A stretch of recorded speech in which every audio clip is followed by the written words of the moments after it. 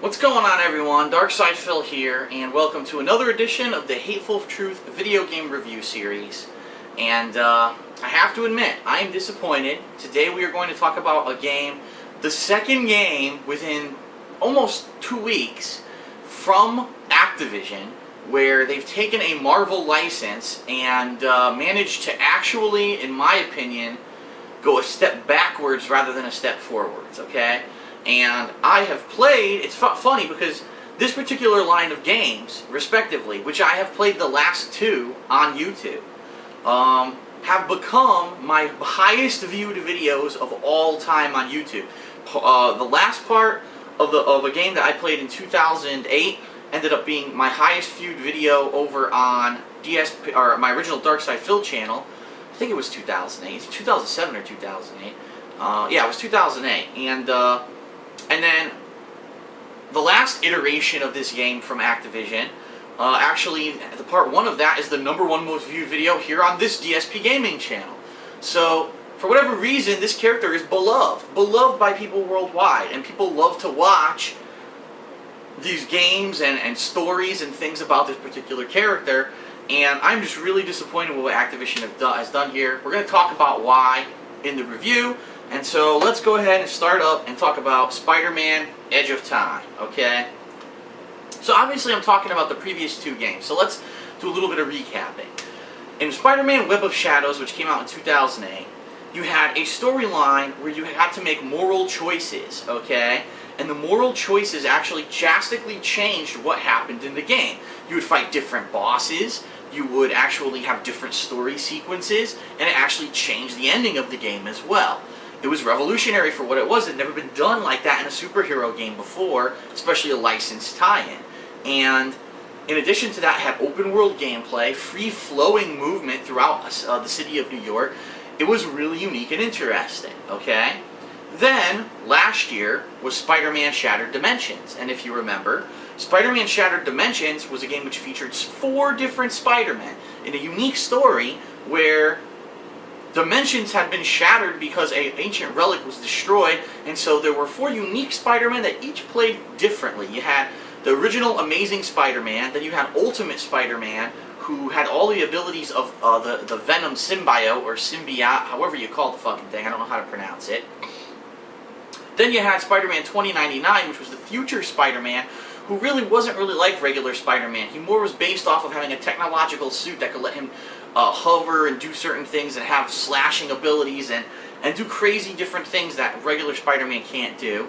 And then you had Spider-Man Noir, which was set in a dark, early 90s, early 1900s kind of a deal, where he was more stealthy. He was more like a Batman-style character. And really, overall, even though the games did get a little bit repetitive, it was fun because you had variety, you had quips between all these characters, they all had to interact, they were all fighting bosses, and it was really cool, okay? Spider-Man Edge of Time has a storyline ridiculously similar to Spider-Man Shattered Dimensions. It only really has a couple points that make it a little bit different. Instead of dealing with 4 different dimensions clashing, we're now dealing with 2 different time periods of Spider-Man clashing. So you go from 4 Spider-Men down to only 2 Spider-Men. A regular Amazing Spider-Man from present day and Spider-Man 2099. Now, if you don't know what the hell Spider-Man 2099 is, you're probably not alone. For whatever reason, the Activision or Marvel, whoever's writing these games for the past couple of years, has decided to start taking the obscure Spider-Man 2099 storyline and featuring it prominently as if it were some major thing in the Marvel Universe. The truth is, it wasn't. What the 2099 series was a series of comics in the early 90s during the big boom of, comics when everyone was going to buy them. That was an alternate universe line of comics featuring the present-day heroes in the future. So, for example, you had X-Men 2099, Spider-Man 2099, Hulk 2099, and they all showed, like, 100 years in the future what these characters were like. So, Spider-Man 2099 is a completely different person. It's not regular Peter Parker, it's someone else who's taken up the mantle of Spider-Man. And, admittedly, out of all the 2099 plot lines, probably Spider-Man was the most well done. The X-Men, the Hulk, they were kind of dropped, and 2099 for Spider-Man did run for a couple of years until that book was eventually canceled too, when, sales dropped off. So, Why he's so prominently featured in the past 2 Spider-Man games, I'm not sure, because he was never a major character in the Marvel Universe, okay? But anyway, I digress. The plot line is that in the future, there's an evil corporation, and the CEO wants to go back in time to change things so that the corporation was founded and becomes more powerful earlier on than it really did in the timeline, and therefore can be even more, have more of a stranglehold on the world. In addition to that, the plot is to kill off Spider-Man so that Spider-Man 2099 will never exist and there's no one to fight against this corporation. So that's pretty much the plot of the game. And there's some pretty cool characters in here that are modern characters like Anti-Venom, who only in the past couple of years has even shown up in Marvel Comics. And some of the characters from 2099 are in it as well. For example, there's the future Black Cat, who really was in the future 2099 comic, is in this in the same form. And it's pretty cool to see these things unfold. But that's about it. I mean, I could really tell you, this game is a major step back from the past 2 Spider-Man games. First of all, the game's less than 5 hours long. And I'm so tired at this point of single-player games, regardless if they're Spider-Man tie-ins or not, with no multiplayer, no real replayability, being under 5 hours long. I mean, $60 for less than 5 hour experience just because it's Spider-Man? What the fuck, man? And same thing that Activision did 2 weeks ago with X-Men Destiny. The game was okay, but it was less than 5 hours long. $60 is too much for a less than 5 hour long game, okay? If you're going to do this, release them as budget titles. Make it a $30 game. Then maybe I won't have that much of an argument to put up about it. But this is not as worth a $60 release, okay? Gameplay. Let me tell you, the gameplay is neutered. You don't really feel like Spider-Man anytime in this game, okay? And the reason is, the entire game is played inside of the corporation's headquarter building. And it's giant. It's probably the biggest fucking building in any video game ever. So, you know, okay, that's cool that, you know, it is a large environment, but it's all indoors. And as you know, Spider-Man really excels swinging through the streets of New York, or, you know, being able to soar high and do his acrobatic stuff. You can't really do it in this game because you're all in enclosed areas, which is extremely frustrating. Instead, they trade in that web-slinging gameplay for melee combat, dodging attacks here and there, very basic puzzle solving, like killing a bunch of enemies till one of them finally drops a key so you can open a door, or repeatedly going back and forth to different rooms to press buttons and switches to open other doors. And it's just extremely repetitive. Extremely. It really, really hurts and suffers because after playing Shattered Dimensions and getting the variety of 4 different characters and gameplay and art styles too, keep in mind Shattered Dimensions had 4 different art styles, this game is just such a disappointment. The same boring, repetitive combat over and over, the same environments over and over. Unlike Shattered Dimensions, which again was 4 different worlds, the entire game is played within the corporate headquarters of this company, and even though you do go between present day and 2099, you never really see much variation at all, besides if you're fighting a robot or you're fighting a human who has cybernetics on his body. Who cares? It's just a generic fucking enemy. Mixed in with that combat and that very basic platforming, puzzle-solving gameplay are what are called free-fall sessions, okay? Now, these debuted in Shattered Dimensions with the Spider-Man 2099 gameplay, and I guess someone got in the ear of Activision and said, hey, those parts were really good, so you should really feature them prominently in Edge of Time. I wasn't that big of a fan of those things back in Shattered Dimensions, and what I mean is, there will be an extremely tall corridor, and you have to fall through it as Spider-Man 2099, just free-falling. And you have to dodge around the corridor as there's holes in the wall, so you have to go through the hole. There's objects that are shooting, there's flames that might be shooting, electricity, things that you have to dodge so you don't get hurt. Problem being, they've changed the gameplay from Shattered Dimensions. So if you actually played Shattered Dimensions and then you played Spider-Man Edge of Time, you actually are hindering yourself. Because the way the gameplay works, unlike in Shattered Dimensions it was free control. You can move Spider-Man 2099 anywhere on the screen you wanted, okay? Not anymore. Now basically think of the screen as a checkerboard. There are 9 boxes, 9 possible areas where you can be on the screen at any time while you're free falling. And so all you need to do with your thumbstick is press once left if you want to go from the center to the left square, one's right if you want to go from the center to the right square. And so that's how you control. You actually think of it as a grid and you move your guy around. If you don't know that, which I didn't, you're going to die several times until you finally figure it out. It's extremely frustrating. The parts are very repetitive. There's really nothing different between any of them. And it's like 8 fucking times in the game you have to do these for extended periods of time. My question, how fucking tall is this chemical building, this corporation's corporate headquarters? Is it fucking all the way from the moon to the earth? Because these sequences last so fucking long, you would think that they have to be. It's absolutely ridiculous, okay?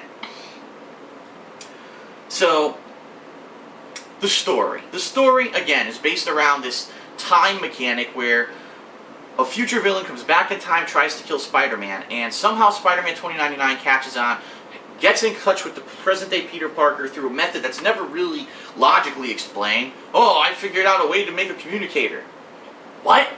So, dude, what do? Do you talk to people 5,000 years in the future? Do you talk to the cavemen, too? Because it just doesn't make any sense that all of a sudden this technology exists. So, anyway, Spider-Man 2099 communicating with present-day Spider-Man. They go back and forth, trying to help each other out. Eventually, they end up switching places in time.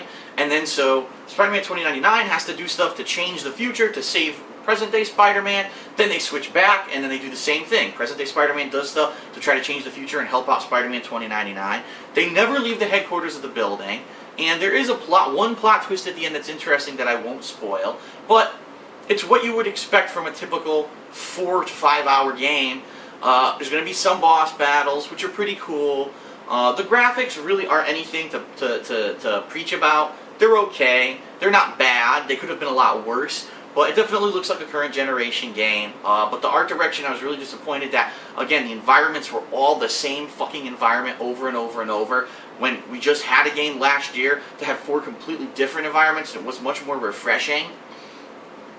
One thing that really annoyed me in this game, usually in a Spider-Man game, they record dialogue for Spider-Man like jabs and sarcastic jokes and quips. Because that's Spider-Man's style in the comics. He always kind of talks wisecracking while he's fighting, and it makes light of a serious situation where someone might die at any second.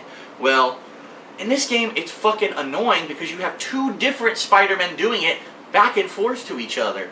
And Spider-Man 2099, his running gimmick is that he says, shock, shock, shock. So, what the shock? Shock you. I can't shocking believe it.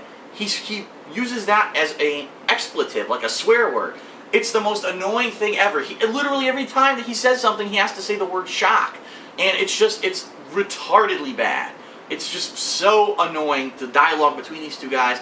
I wanted to mute the game. In fact, during the end credits, the 2 of them actually do go back and forth with another conversation about time travel, and I did mute it, because I couldn't fucking take it. It was so fucking annoying. So, really to sum it up, Spider-Man Edge of Time, a game that's 2 steps back from Web of Shadows, a full step back from Shattered Dimensions, way too short, repetitive gameplay, a neutered Spider-Man because he's not free to swing around and do the kind of stuff that he's usually used to do in the streets of New York or in an open environment because the entire game takes place indoors, repetitive atmosphere, repetitive environments. Really, the only cool thing about the game was the boss fights. I thought a couple of the boss fights were pretty interesting, trying to figure out what to do to the boss to weaken him, or to what's his weakness, how do I stun him so that I can fight him. And the story actually wasn't that bad. If the story was actually a comic book plot line, it probably would have been a pretty decent plot line. But the gameplay is just boring, repetitive, and horrible. And I don't know what they were thinking with this game. I really do not know what they were thinking. Again, when you make games that are better, so you made Spider-Man Web of Shadows, Spider-Man Shattered Dimensions, you made the X-Men Legends series, the Marvel Ultimate Alliance series, and then your newest games are half the length, half the gameplay, not even half the environments. This is definitely half the characters of the last game. Like, I don't understand where they were going with this game, what the direction was. It just seems like they were just, oh, a lot of people seem to like Spider-Man 2099 and Spider-Man Shattered Dimensions. Quick, whip up a game and put it out next year. I don't care what it is, just whip it up. And that's it. And it's a fucking shame because Beenox, Beenox is the company who made this game, by the way. And Shattered Dimensions, remember, they probably took several years to make Shattered Dimensions. This game, they had to make in a year because they made Shattered Dimensions, and now this game had to come out this year, probably by the behest of Activision. So why did they accept putting out such a bad game compared to the game last year, which was so much better? I'm just so disappointed. So overall, Spider-Man Edge of Time, it's a stinker. It really is. It's a stinker. And I'm going to have to rate it exactly the same way that I rated X-Men Destiny. If it didn't have Spider-Man in it, you probably would hate this game. This game is only good for a rental. It's too fucking short. There's no replayability whatsoever. It's a major step back from the last Spider-Man game that Beenox put out. I have to give it a 5 out of 10. It is horribly just average. Average. It's slightly better than X-Men Destiny, I actually have to say. Just because it's Spider-Man, the story's actually better than X-Men Destiny, I think. And I think the combat actually is slightly better than X-Men Destiny, being that, you know, you can unlock different combos and things like that, just like you can do in every Spider-Man game.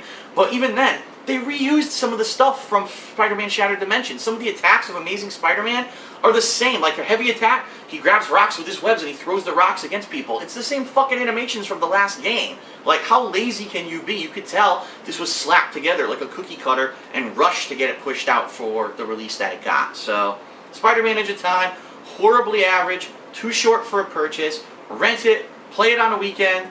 That's all I can recommend. No one should buy this game. It gets a 5 out of 10. It stinks. I wish it were better. Spider-Man deserves better. And, I don't know. I don't know if this one's going to get the views that the past 2 games got, simply because the game's not very good. So that fucking sucks. Alright, so that's it for this edition of the Hateful Truth video game review series.